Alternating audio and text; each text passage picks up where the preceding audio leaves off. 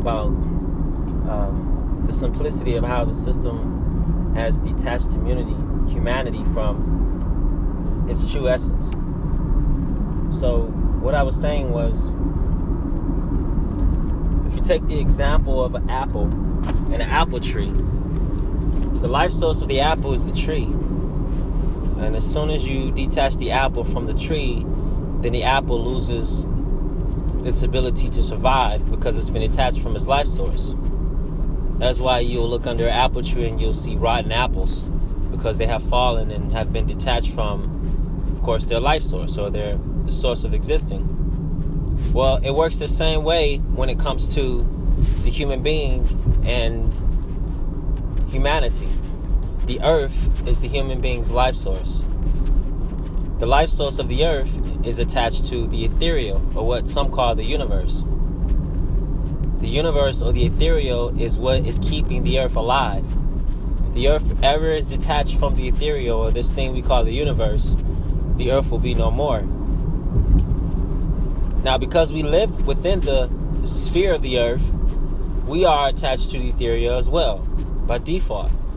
And everything that we have anything to do with, and all of our life expectancies and how we design our lives, is predicated upon this ethereal force that controls the universe. Controls the earth.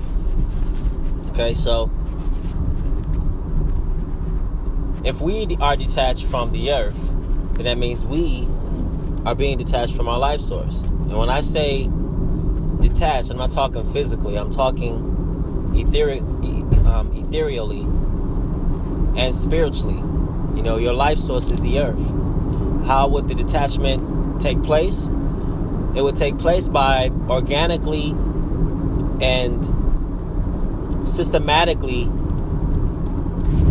turning away truth.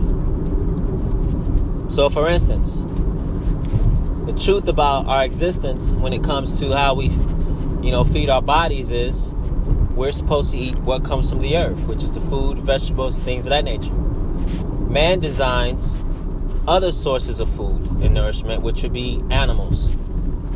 So in the artificial world, a cow is actually a hamburger, not a cow. In the artificial world, a hot dog is actually a hot dog, not a pig. See, so is this type of mental distortion, lies and deceit, that changes the algorithm of how the being is existing in this realm of reality that we call life. So what we're saying is that we have to reconnect. Once you are, and that is what's happening with the children. They're slowly dilapidating mentally and psychologically. They're being detached from spiritual nutrients and esoteric knowledge, which is really their true existence. How they learned themselves and how they began to survive here on this planet when they got here through their mother's womb was based upon their relationship with the earth.